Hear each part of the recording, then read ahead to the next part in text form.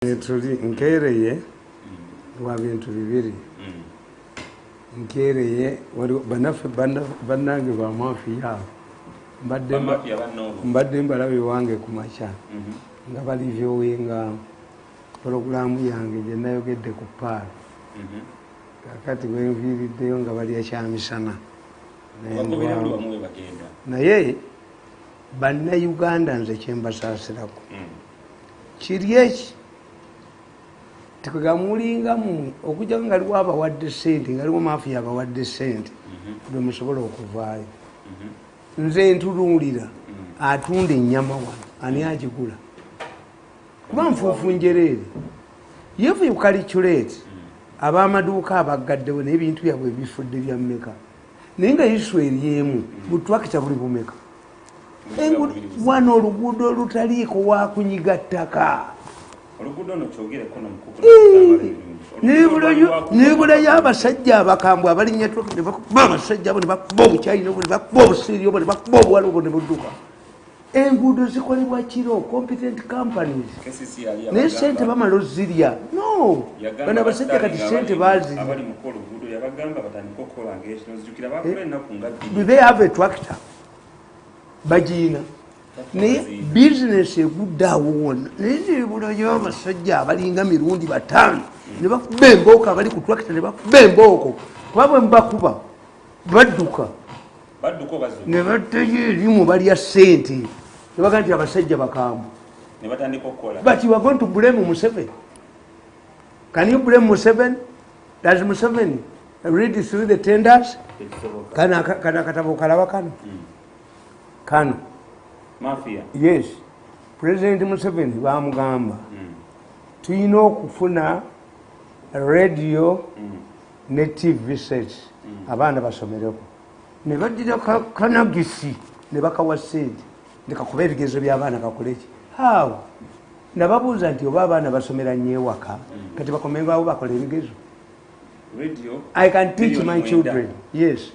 Kakati bilioni 65 bilioni naye nedda zafulumizibwa dda nkubuulidde wulira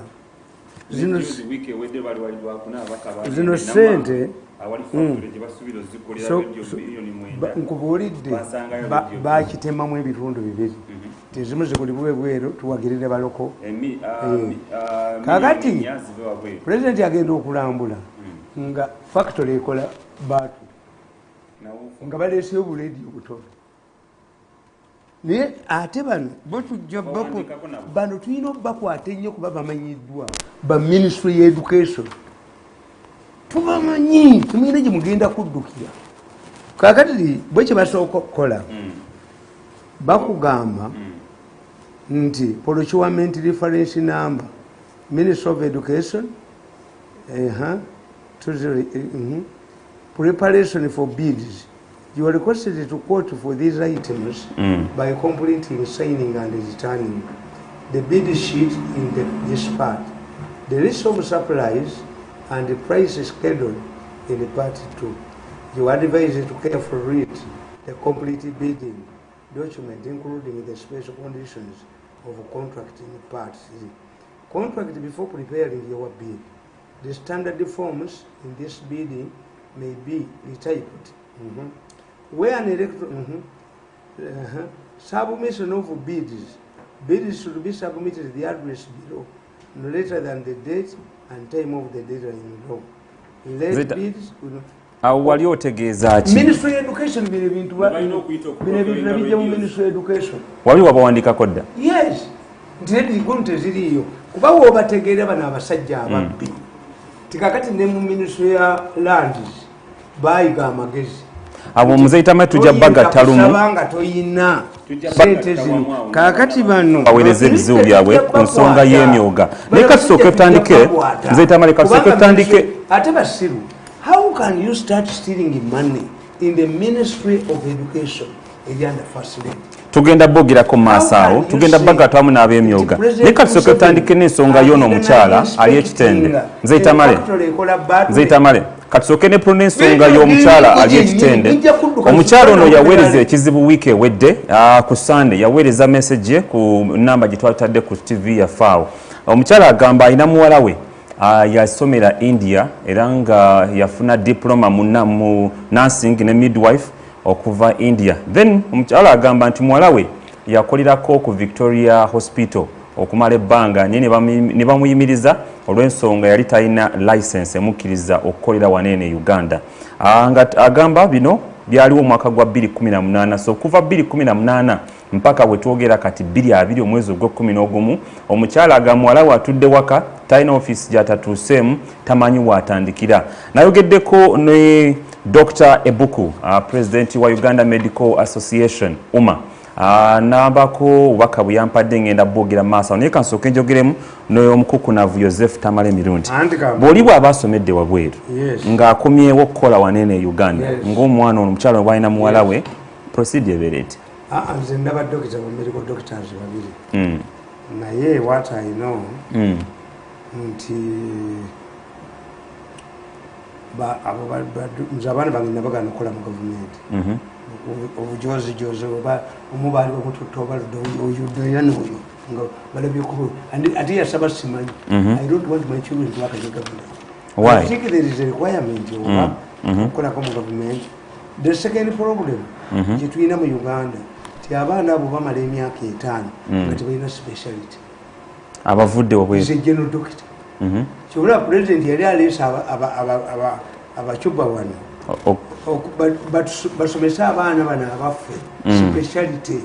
Nze abaana bange mbaga nti tosoma bya Bukenya ebyo ebyagundi ebya Hayibu ezo endwadde zaggwawo endwadde ez'amazzi Mugisha yazimalawo. We don't have cholera, we don't have what.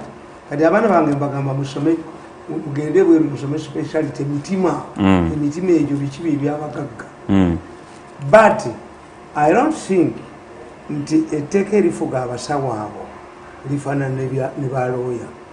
Balooya bw'osomera ebweru n'okomawo wano olina okugenda ku Road Development Center. Bw'oba togenze ku Road Development Center tokola mu Uganda. Bebalina okusatifyinga. Yava mu Yale University mu America, sajja mugezi nnyo. N'atandika okusomesa e Makerere mu law. Kakati bw'asomesa e Makerere mu law, is stubborn like me.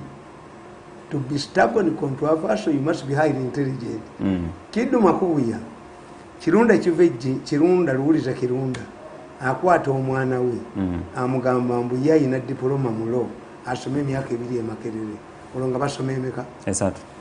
Kiddu yamusuula emyaka ebiri. Era n'ataleetera Kiddu. Kiddu Makubuya omulaba. Kakati Obote n'amuyita.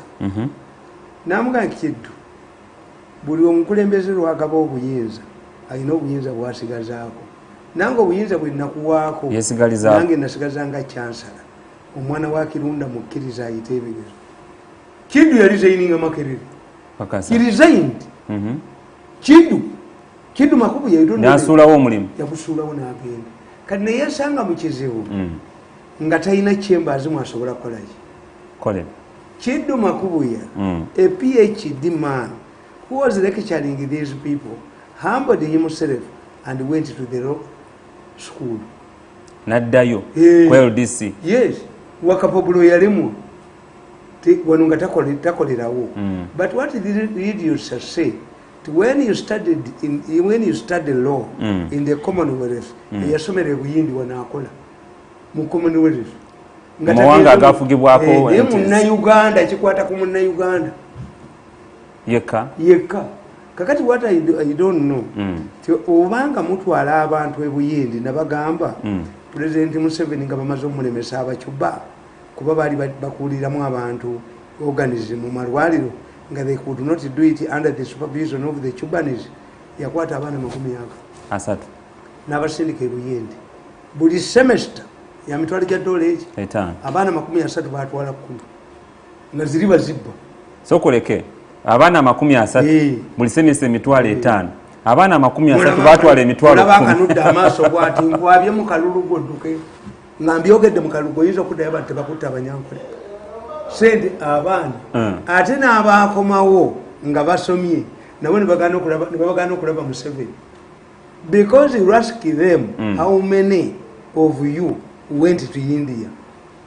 Babalemesa They had to come to me.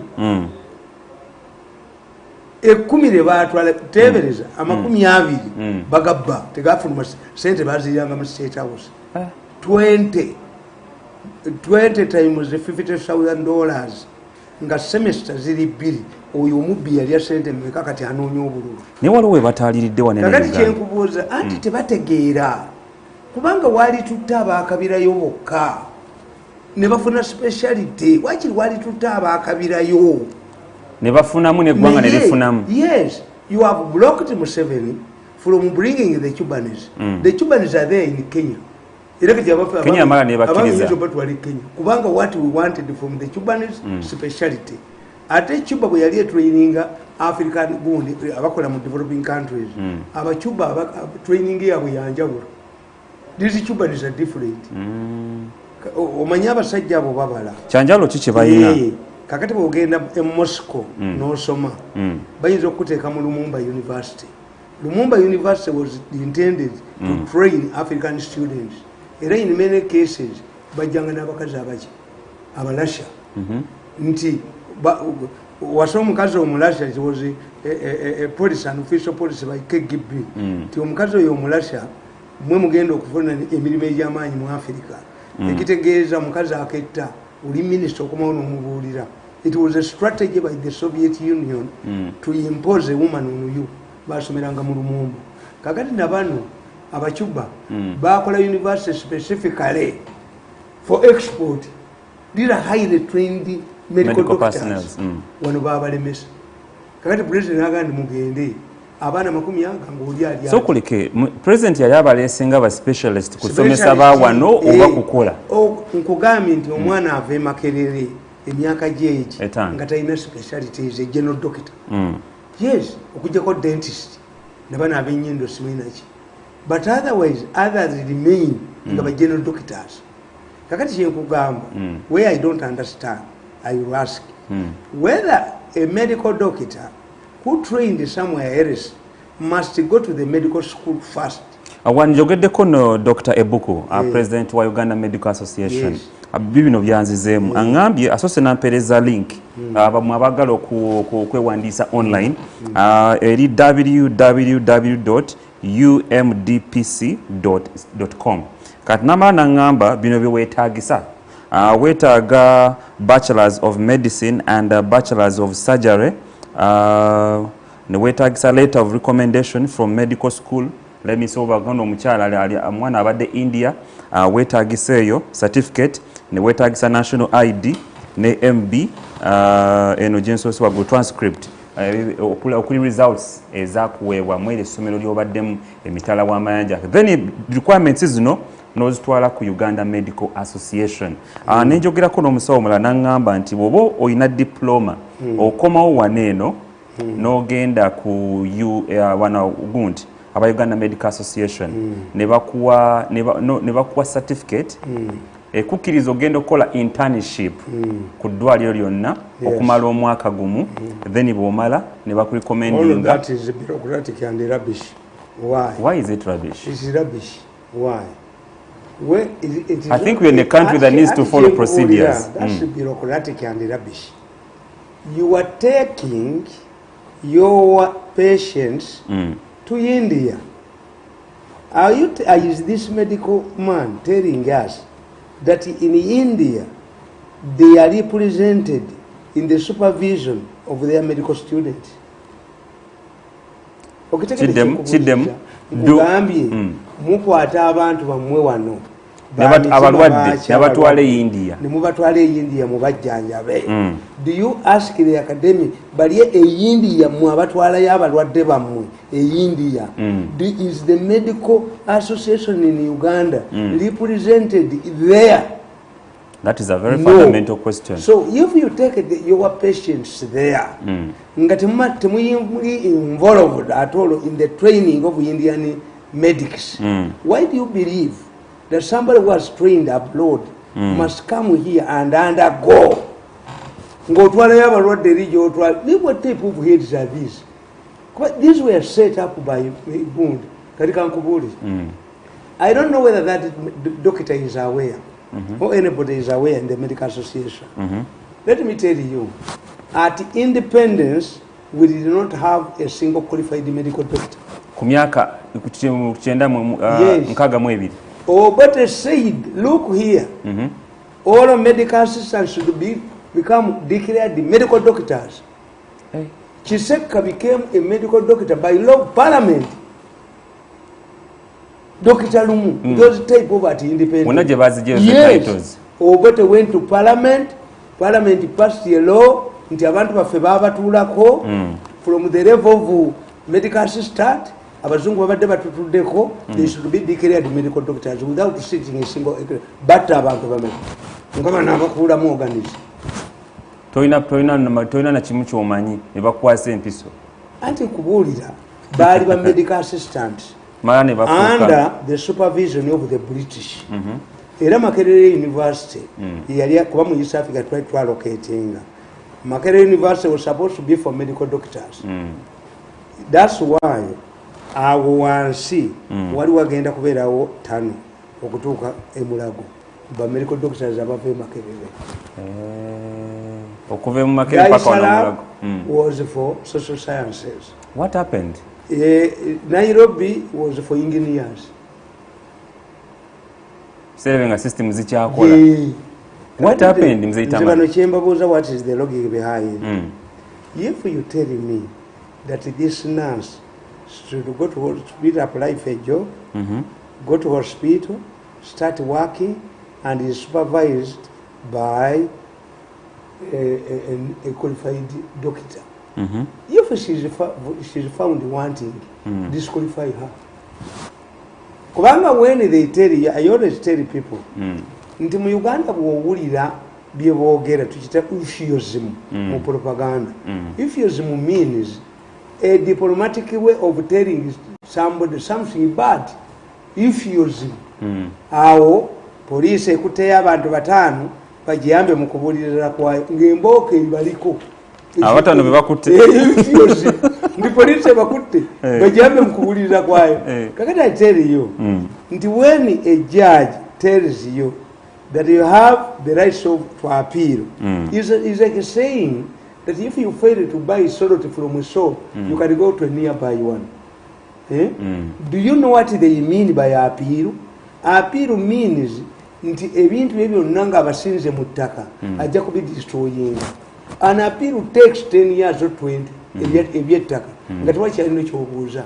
Kakati kyenkubuuza oyo bwakugamba come and digest sente enguze eryawo ogimanyi imperative enguze eryawo naye abantu benali njogerako ne baŋŋamba Zaitama kitegeeza nti n'ekintu kinazudde ennaku nga 2 emabega nina abantu benasinkana bantu ba bulijjo nga ffe ne bagamba Uganda gye tulimu kati bw'otuuka mu ministry nga procedure n'okulaba mu Zaitama olaba enze olaba oli okutuuka ku kyoyagala waliwo shortcut nti oba oyagala kutuuka direct eri obako sente z'osasula abasajja ne baŋŋamba waakiri basasula sente ezo naye nga tebayise mu procedure. Anti kankubuulire if you want to create to force people to give you money, you create bureaucracy.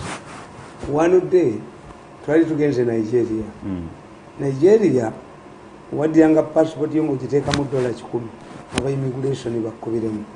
Katwagene ne munna. Yete yatekam Rosalia Zimaze. Katika sacha cha immigration there is no visa. Nakimugamba temuli ati netudda mu argument as a research visa ngateguze ekikumi. How did this man come from Kampala to Abuja without a visa? Because this is our return journey. There is no visa. Ngategeeza 10 ekya dola. Era Nyakayirima ye yamuwonya omugenzi Nyakayirima yali yalonda bana batula mu gundi mu business class bo bajja luvanyuma nga abalayini abakayola bamaze okugenda. So he came and found us at the immigration department. Why are you here? We are insisting the man is there is not. I don't see any visa.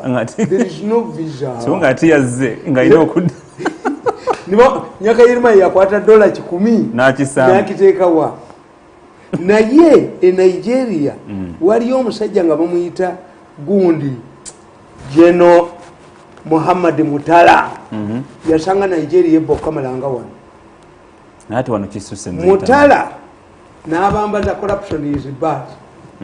Kakati Mutala ne bamubulya nti mu post office babba nnyo. Muhammad Mutala International Airport bamubulamu n'ekisaawa. Yekye yakola n'agenda n'atwala ekitereke kye mu post office. Eri musajja mumpi ngavu n'ajja nga yamba. Omubbi ali mu post office tamanyi nti layini eno yonna basirikale bali mu leeya. Kati Mutala n'ajja n'amugamba nti I'm looking for my parcel. Which parcel, sir? I'm looking for my parcel. This is my document. Ayogera na president amumanyi. N'amusaba enguzi. Kola, where is the collar? Nti akayinja akashi. Nti akanyeego. Mutala n'amukuba oluyi. Ayamugamba nti I don't have time to waste with a stupid man like you. You don't know Nigeria. Agamba Mutala yakuba omubbi oluyi. Agamba tomanyi Nigeria. Nagwa kutaka. Abaserikale nga bazize da post office. Agabbi gawandagala mu madirisa. Agabbi gawandagala ebitakola kwolweji. Naye Mutala bamutta. Mutala amaje gamuwamba. Mutala jono. Wabaloza joni nikuba gereza. Mutala Jeno Muhammad Mutala yakole Nigeria. Kakati nze if myself I wanted the money, I would be a rich man. Very rich. Why? People come to me to help them. Bagalo bayisewa kubile pass.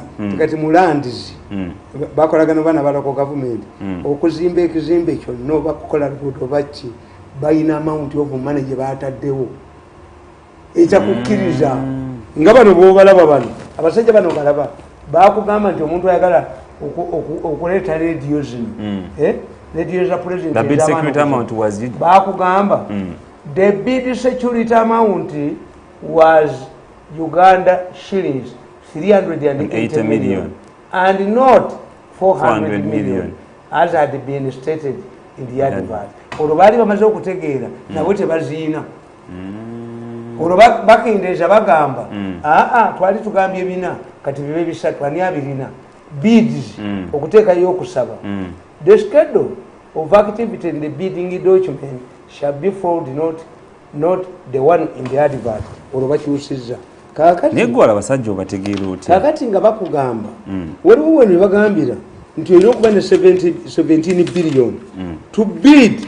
Olina okulaga banka nti eri willing okukuwa yo yennyini okuteerayo 17 billion. Kakati 17 billion tolina gy'ozijja.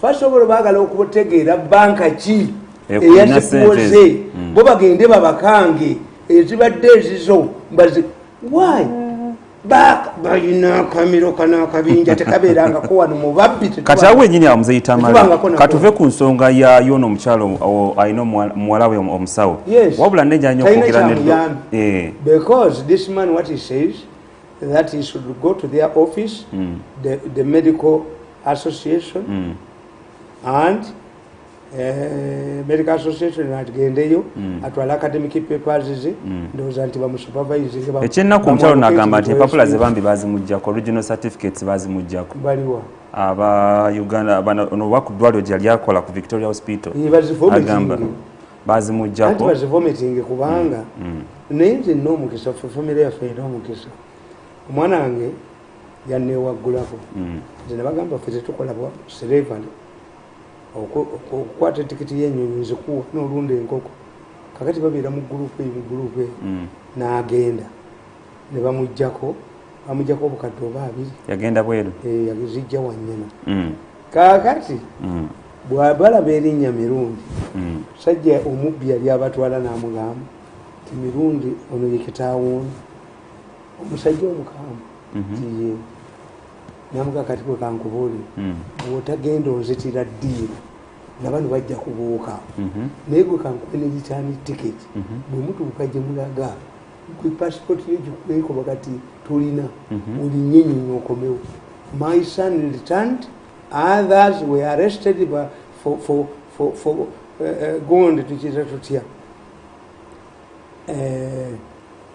forgery okutunda enjaga bagikuwa ogenda ogitunde Mwe mwe batwala nkolere. Ennaku ze yamalayo bayiwanga enjaga ku tteebo ne muginuusa. Akawunga muli oba kafaanana kati ankalinga migaati emibisi. Nga kaboda aga Nigeria kali muli ajja yagira owange yakomawo. Kakati ba kitaabwe b'abaana abo. Ono omubbi abaga nti banaatera okufuna ku ssente. They are in prison. Baba kosa kufunda njaga. Mama Fina yagamba nti banenze nzikiriza. Abaana bali ebweru bonna bakomewo nga nze mbasasulidde. Ministry ya Uganda ya Foreign Affairs. Ekifunamu. Naye mbogondi ono mukakanizi. Bwatwaweereza ssente nnyingi nnyo bazikomye. Ez'abaana b'China. Yo. Amuziyita male ku nsonga y'emu kweriye. Tunyala kukwata ensonga. Omwalo mwangu. Let Victoria produce her academic papers. The original ones. Then agende ku Uganda Medical Association. Because she does not tell us. If Victoria retained her academic papers, it means they didn't want her to go. As I told you, tulutuuka ebweru nga passport bazikugyako. Bana bafiira ebweru bwe bajjamu ensigo. Kakati, why did Victoria? I don't know whether the Victoria is connected with the Victoria University ya Mzee Sudir. If it is connected, yankubira esimu. I can raise the matter with the Sudir. Nti bweba Victoria nga yemu. Nti why did they retain her papers? Because why was she required to surrender her academic papers? Ayinza okuba naye nga alimba. Abaana beeteeka mu butabo emakere nga tebaliimu. Yes. Kale. Yes. After getting the job, gwe omuwala oyo naye ayinza okuba akulimba. Why? Where are you required to surrender forever your original papers? Basaba kubatira kusaba photocopy. Yes. Anyway, tujja kwongera girondola. Kati oyongereyo nono ne bano bali abantu nga bataano baweereza message week ewedde. Mulimu Mukyala Birungi, mulimu Owekawempe, mulimu Ivan Ensangi, mulimu Katompererwe, mulimu Buyinza Ebwayise n'abalala babiri. Bagamba nti waliwo program ya government eya billion 5 ey'emyoga. Billion 3 zigenda mu Kampala ne Wakiso. Recent week ewedde twakola emboozi nga bano ba community development officers abali in charge y'okuŋŋaanya abantu bagamba bakolemu ssaako y'abantu 30 babawe billion 3. Kati process eyo bano ba community development officers buli sako buli ayingira sako bamujjako emitwalo 5. Kati bano bagamba nti bagenda kugombolola Ekawempe. Babagamba mukole mu ssaako y'amatu 3.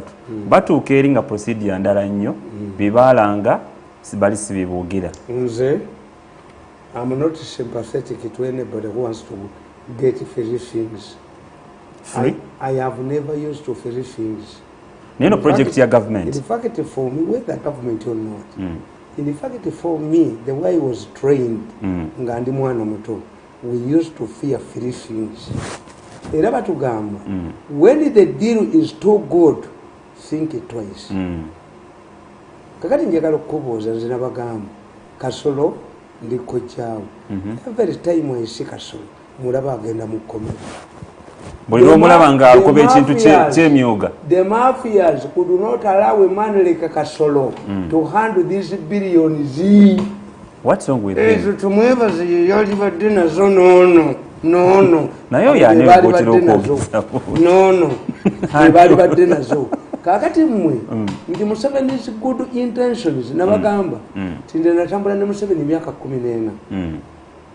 Naye buli boogera nti President Yoweri Museveni of Uganda is next speaker. Kole badde kaze komawo ne bajjula. Twagenda mu UN nga Uganda nga Nigeria yetuddirira ne basaba nga Museveni amaze okwogera $1 million. Ne bagamba bwe twagenda in Nigeria, President wa Nigeria agamba President, do you know why we decided not to talk after you? Wali otukubye.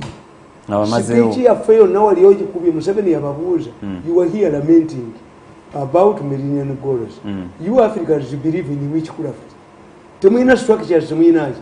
Did you believe that we will achieve $1 million by witchcraft? Hapana.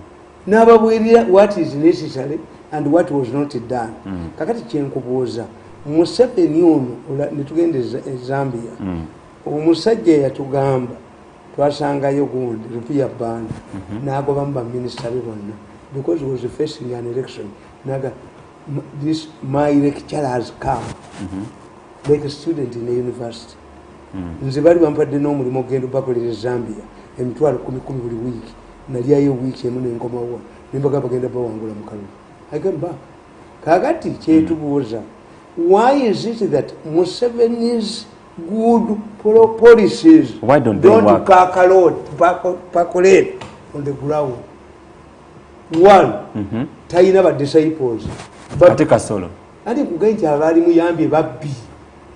That's why you see tebategedde akalulu kano buli omwana onya wakubira sente sikolera Zaita mali waliwo ekibuuzo kitubuuzibwa nga ffe bannamawulire nsaba otuyamba okidde sente z'emyuga zijjidde mu kaseera ng'ebula emyezi ebiri tugende mu kalulu sente za NRM sente za gavumenti babbye wano kubanga tosobola kuddira mutamiivu a drunkard to protect a beer store at a wedding everybody muyala they lack the political lenses nakubulira nti president yawaaba paka ya billion emu bali bababbyeko 2.5 ne basiba n'abaana mu kkomera. This person who has no political orientation nti nswaza president wange this would be a political mileage azibbako ekyokubiri Museveni yabamulwanyisa abantu be nti buli kintu kyonna mukibbe kakati gwetere namugwanya nono mukamwana w'oboti the city has been peaceful Bobi Wine olaba mutidde mwesi nairo na bwana amalira wano temujja kuduka emisinde mu neyera basazeewo batabula obutale ate what pains me Musisi yagambanga nti ne bateeka president ekibuuzo what's your comment about Musisi I wish I had 100 Musisis nemba gamba why doesn't Musisi want to own these good things in Kampala why do they why chabe attributing ku Museveni it was an Mbabazi strategy nti whatever is going on in Kampala must be blamed on Museveni Musisi Besigye kyamukubisa n'akalubiri 16 Besigye yatuwanguza buli 10 mu 2011 Kampala ku luno mwebaze musajja mukulu Musisi emitwalo 17 if Museveni had 100 Musisi singatali mu power so ko kitegeeza ogamba zino sente kuba billion 5 jako billion 3 ezigenda mu Kampala ne Wakiso zite campaigning strategy tanzi nkubulya newe yali bade campaigning strategy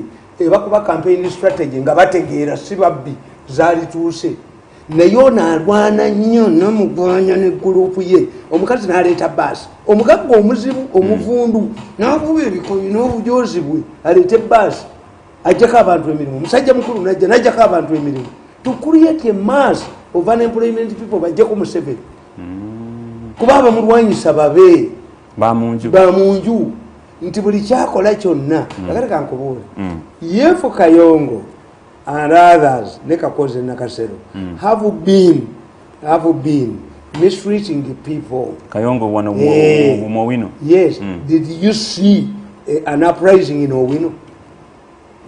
No mugwanya yagituteyo kubanga baagala bajjeko ba old leaders. Naita kono Owino.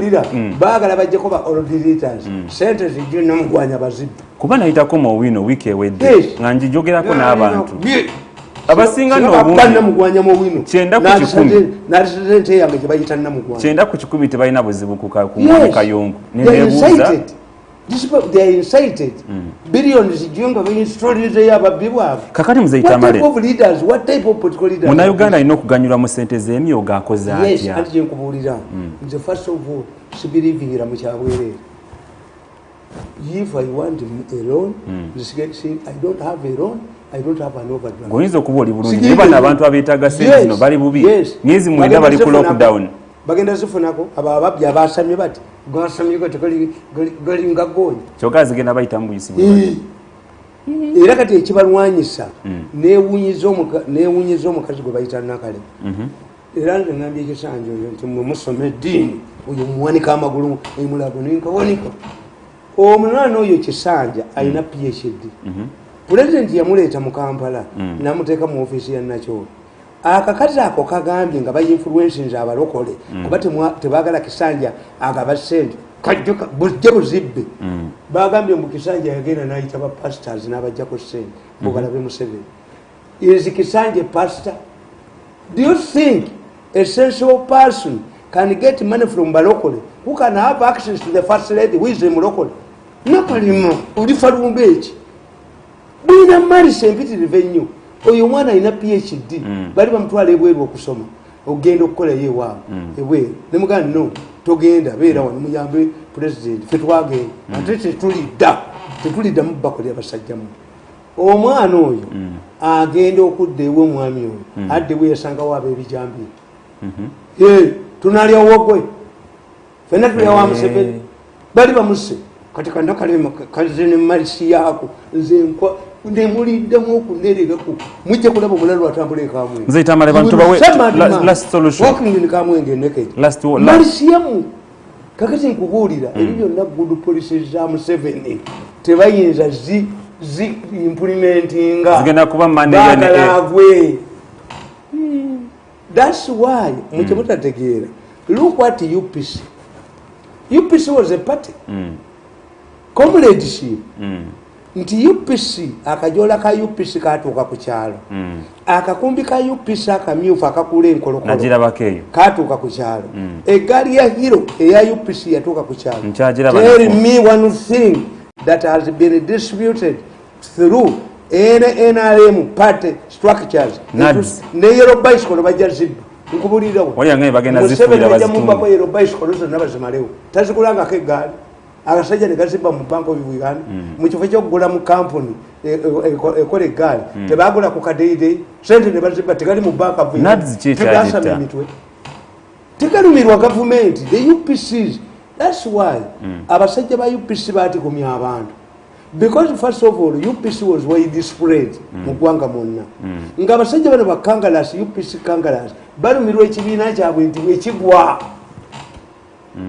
balumirwanga bannalwiso b'ekiseera ekyo ekigendera kyali kyakuuma kibiina nga kiri strong. These ones mbagamba bulijjo nti let us assume omukazi ewakawaliwo abaana babiri kitaabwe naafa bonna balinzi omukazi maama waabwe ne bamuyita mu nsiisira nga ffe Abaganda bwe tukola ku Friday maama kubana abaana ba babiri anaasika omanya asalawo akugaa nti munkyayisa abaana bange abaana bakika nfulumye n'okufuluma because she's on the sword deal if the elder one succeeds the father way if the younger one succeeds the father way kakati mu byobufuzi batugamba if you want to support something you must have a selfish reason.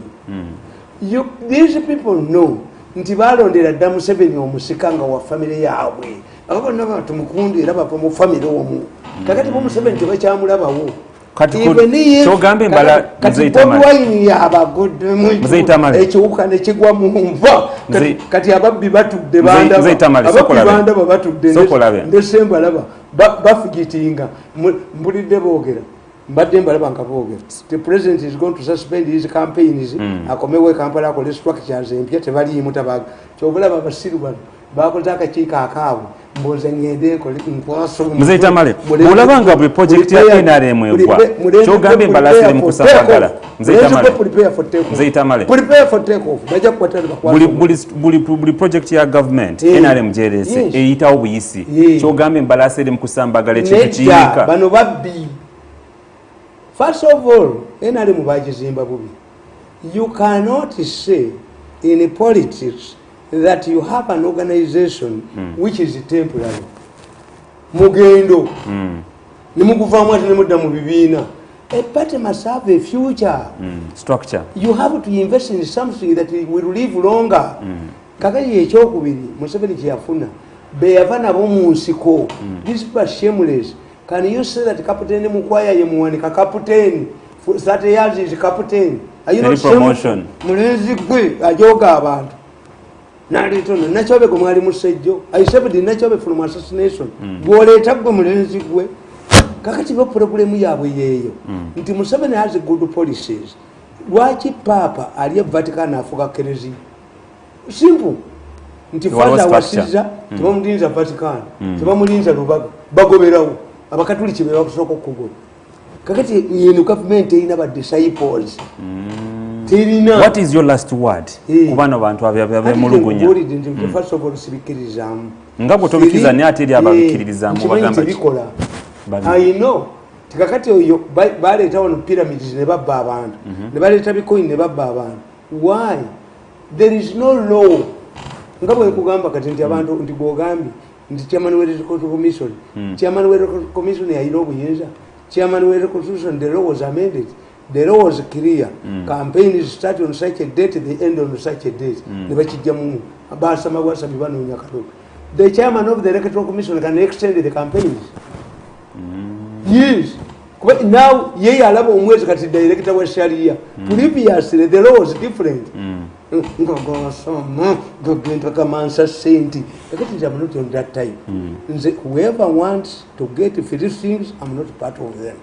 Nyayido ebibyo namu yonga bichi bana abasajja buli kasente bakabbawo era kakati ekiri mu Kampala okutawanya obutale na ki ze sente banamu gwanyaze bagala okubba after installing their puppets ate bamalozi zibba ate babasibe bajja basibaabo wewa katudde ku nsonga ya Jimmy babagamba nti gweyogera nti omukazi ono ali ekitalya bajja ne bamugamba president sente ze yabawo ziyawa yoni yabasomesa baso zali gira mu isomesa meka satu ne baleta kemu 11 billion omukazi ne bamwandisiza ebipapula ti afunye 11 billion ne bamuwa obukadde butano ne muwalawo out of 11 mwako milioni 5 ne basiba olumala okuyola ne bakusiba oluma asante ya punda ne mateke kati bakusasira ambwa bajja ku bantu sente be basose mumbadde temujja ku banakale mamwe temujja ku bantu sente Museveni mulaba oyina hoteli ekalangala bubibadde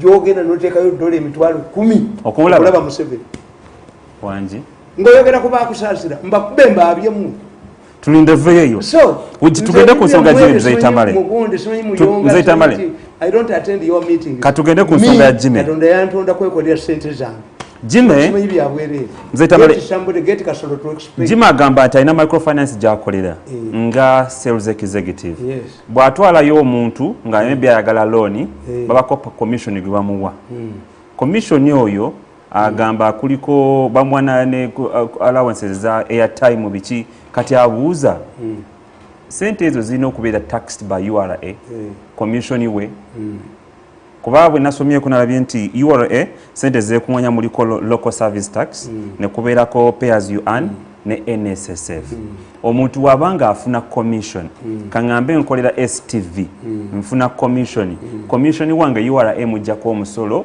ng'obimaze okujjako 18% ku sales gy'oba okoze URA kujjako omusolo commission wo. Those ones, first of all, even if not, I'm sure. Naye one, does he have an appointment letter? Yes. As a commission agent? Yes. If you have an appointment letter, bobe bakusalako oba revenue agamba revenue bobe bakugamba nti bakusazeeko mukugera kwa agamba nti bubamuwa commission we bamujjako omusolo bali aba microfinance ne bamugamba yezihyawe anti sente zo ze bamujjako zituuka. Let me tell you, mwali temukimanyi nti bana agasajja agabbi gano genona nako kati agandaba gasala amagezi bagendanga mu revenue authority nga mu revenue authority bizimbe byabo biba landlords kakati nga bakujjako nti osasudde ekizimbe miliyoni mu emitwalo 5 nga ku receipt bakuteekako miliyoni mu emitwalo 5 je bakuwa nga mu bitabo ebituufu baga nti 3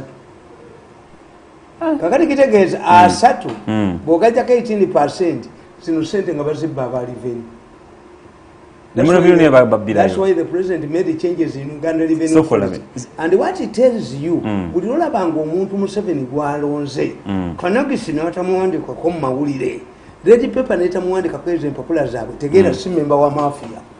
That Uganda revenue man does not get publicity like Kajina bwe yaliyo kajina yabo ngomanya wabo member wa mafia gang. So therefore I'm asking bobe bamugamba nti baze ajja ababuuze nti pin number yange muri veneriwo where you send my money. That's why you say nti ne mu National Security Fund bakugamba nti tuzisazeeko nga teziriyo wesanga omukozi bamugjeeko NSSF naye ng'eri ku account taliyo company teri registered mu National Security Fund bakubba omuvubuka ono byaweereza message watene mukubagania mu office amanya n'ogamujjamu musambu naafanga musambu agiyita musambu obubbire bumugwamu n'omujingire mu office yomubya base ekintu kino ekyanzijidde bwebanga abantu batuuse okubuuza ebibuuzo bwe biti kitegeeza there is lack of civic education eri URA ne NSSF kati gwe tukole omulimu gwaffe nga embuga naye nabo bazuukuke ono omusajja ne bwagenda mu revenue ababuuza ekintu kimu sente zigenda mu revenue seyina suspense account gyeteeka ku muntu kitegeeza erinnya lyo gyeriri ne pin number yo gyeri you let him know fayiro yange mu revenue kumutema sente zange muzitwalayo eriki. I think revenue can have a public relations officer who can tell you checking in the computer am I there. Singa abasuubuzi abo bakeera ku makya ne balaba sente ze basasula ba Land Road ne ba Land Road ze babuulira revenue ogwawo ekigo Uganda yali badde ngagganyi ne mwanange neewuunyeza abantu balina obukyayi wano booteewuunyanga omukazi ali mu siva byeso afuna obukaddaaka abantu ngamu yayuziza ebifaananyi bya Museveni ku kisaawe yabitamwagala bamuyodde oluyoola ali kigo yayuziza. A woman comes from Ntungamo is a senior woman in civil aviation. She torn apart Museveni's photos at the airport tabyagalawo naye afuna obukadde asatu ffe mutuwammeka yifu bemuwa obukadde asatu are so bitter like that ate mwe abatafunirako ddala kitegeeza ate abantu obusungu mmwe be babayinako oba bemuwadde kyobalaba nina omuvubuka gwe nga nti kundi dduka bali babiri bane mudduke kubanga mujja kunoonya we muyitira nga tukyasobola kulinnya kawalagi bantu bakuzingidde mugambala muno bakututte ku katale kali akatale k'ebitike wagula biliyoni 2.7 bakuvunjise muze Kenya mu past days. So look, a woman, a senior woman in the civil aviation nayo ekifaananyi kya mukama we yayiziza ebifaananyi bya president tabyagalawo naye nga afuna obukaddaaka naye nga abantu nga ekyo nno kireeta question marks nyingi wano Godfrey naye ali ku nsonga y'emu agamba even my commission is ono walo Godfrey naye weekawo empale ku nsonga y'emu agamba commission ne bamujjako omusolo transport lunch allowances byonna babijjako omusolo naye nga bwe kirina okuba anti kyenkubuulira I'm not a public relations officer of Uganda Revenue Authority kwata kamera zo ogende mu Uganda Revenue Authority ask them for us we tickle them, we give them where to go. Somebody can be pretending nti akujjako ebintu bino abiweereza mu revenue limiting your money ng'omukyalo oli gwagamba yaweerezanga ssente nge bamubba. So sending money, being taxed and reducing your money, find out whether you have a file in Uganda Revenue Authority. Simple matter. Wow. Naye omukazi ave Ntungamo gye bazaala president ng'afuna asatu baali omuntu omu yagenda gwe mirundi gw'omanya ebyamalo omanye omusajja yali wate mu kifo ekyo bakakimugoba Nakalema ne Nalweyiso baali bamututteyo nga teyasoma mbu yayitire mu Nakalema University kakati ne bamugjawo ono gwe baataddeyo yasanze ebifaananyi bya Museveni biri ku kisaawe n'alagira toa STV embuga katugende mukumulako katono nnyo tugenda kukomawo n'ebibuuzo ebyabimuweereza naye nga ennamba egenda kujja ku TV yo soobere nga osobola okuweerezaako ekibuuzo kyofunawo katugende mukumulako tukomewo wali weetaaga programu ngeno okuvaayo obeeko naawe kyobayambako weewaawo Muzeeyi Tamale tuvudde ku kwono omuvubuka wa microfinance Jimmy onoza omugambye agende ku URA averifying weewaawo Jimmy nonze ensonga ogitegedde katugende ku Honorable Dr. Nsubuga Sharif w'Enazigo Kayunga Bugerere agamba lwaki bo aba NRM abali ku ground ku byalo lwaki tebafiiriddwako mu kaseera kano aka campaign lwaki basoosowaza bano abali ku mwanja. I have partly explained ti abasajja bano emu yaabwe yakulya ssente bagenda ne beepanga okwepanga bakumanyi nti tunuulira bwe baakuba Nadduli ne bamugja ku bwa minisita ne bamugoba ne ku Seeke nga waliwo ayagala ekifo ekyo ne bakuba ne mutabani we ne baleeta Kiwanda. Toyinza geraageranya Kiwanda na Nadduli. Naye bo emu yaabwe, a person who wants NRM to win in Buganda cannot undermine Nadduli. No. It's very vocal. Yes. Abantu bamurespecting. Kituufu. Alina track record. Yabadde abayamba n'okugamba Museveni. Kati yasigaza ki baminisita bamujjako. Anti Kiwanda gyali essente. Kiwanda ye nankabirwa ye Katikkiro. Ye Prime Minister. Mwenarem. Mu government y'abana akabinja k'abajoozi. Naye mafia.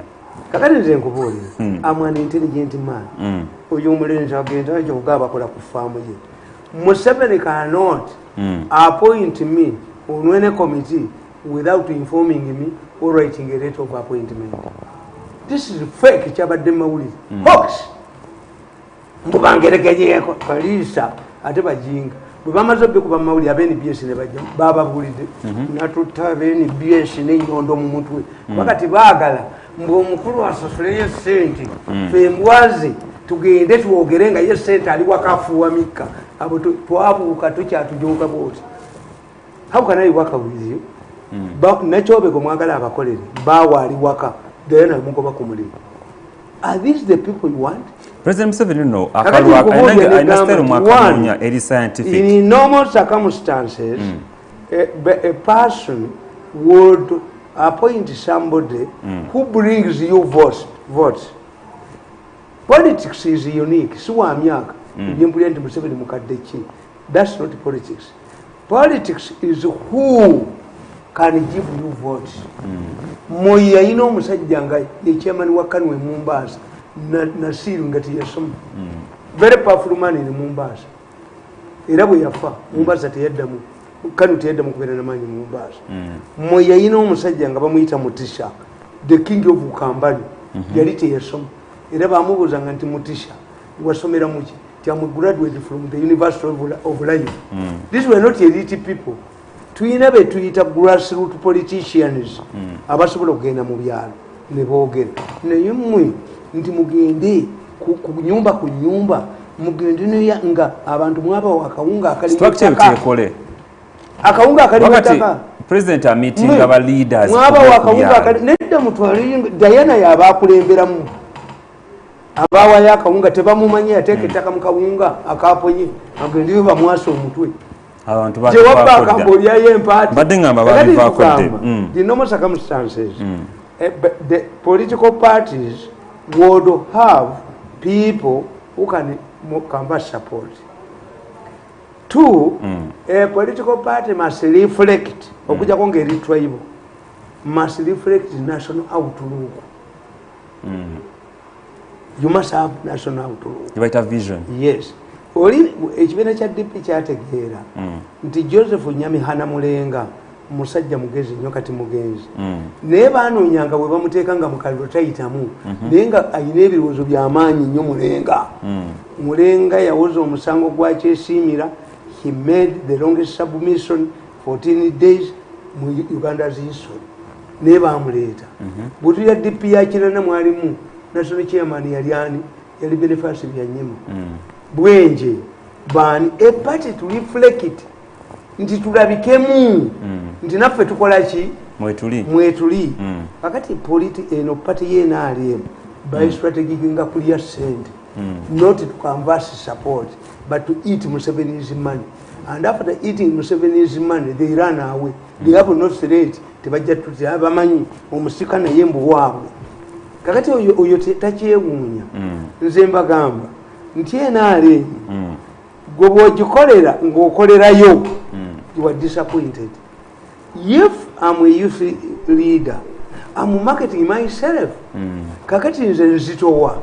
When you look at my CV, nkuga nti I was press secretary and spokesperson the president ekyo nakifuna omulenzi oyo tali kinzijjako Ssaabajoozi kati ne byonna abagamba tunatera okumaliriza muzeetamale omunaabanga abo abali n'aleemu banoonya kukola mu kampeyini buli muntu tagaba pirawo mulumbe nti abantu bakulabe kyalimu abantu abalina omutima gw'ekibiina ekibiina kibali ku mutima wabuli omu anoonya kulyawulidde nti nze buli lwenkola ekintu kyange how much money was I getting from NBS?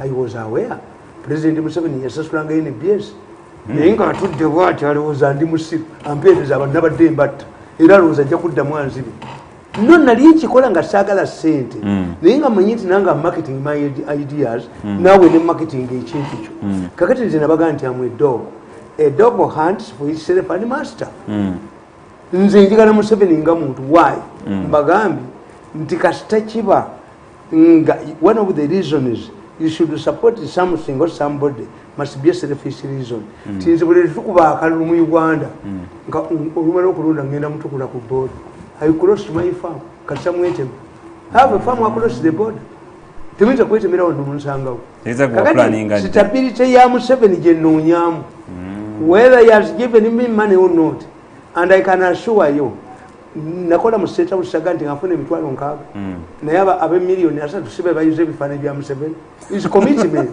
kalate gwe ono abalowoozamu kufuna ssente bwe baba tebakuwadde there is a time when only attending nga togenda kufuna yo allowance nze nagenda mu lupapula lwa muno mu 1908 nensanga ng'abasajja abalimu basajja bakulu abasajja bakulu nga balowoleza nnyo mu ddogo kati ate nange ndirowolezaamu omusajja typewriter ye tekwatibwako mulala wali olimanyi before waliyiga buyizi ate nze nkugenda nayogera nina emyezi 6 nange ompita wakoza nnyo baga ndi mukamirundi yazadde omusanvu have been unique since my own childhood kati bwe nasanga mu munno okuyingira mu munno tekyali kyangu you could be vetted lwelupapula olwaliwo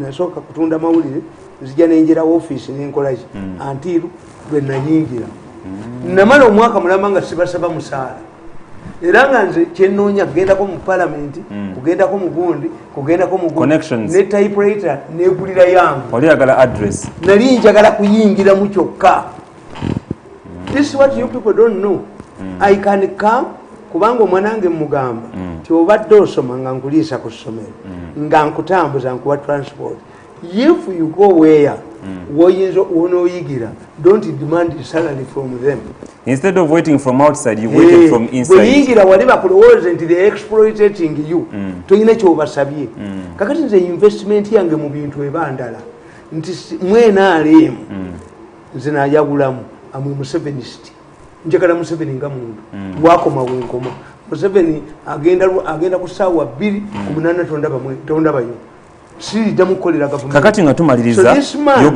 younger people must know nti oba bagabye yes to be this is the medical doctor you use their platform you use your small money to market yourself ne bana bakola mu kulonda kwa vubuka electoral commission tinabasasula baziba electoral commission kale nezo said president yakwata omusajja yamutega ku secretariat namuteekamu bambeka nga buli abajja okukima ssente abatemako bamukwata n'obukadde 15 ne bayoola embwa kakati abo abeereketo commission kyebakola first of all abantu bonna beno simanyi kuwandika baana simanyi kukolaki nabo babbi mumanyi n'okuwayo ssente bakukkirize okimanyi bino byeboogera mu simanyi waakusaasira even the people who go to the president mu basi nti bavudde embaale they pay $500,000 okulinya basi egera mu state house Museveni ajja bawe $2 million kakati buli bali kuluutinga mujja ne mugaba n'enguzi what they do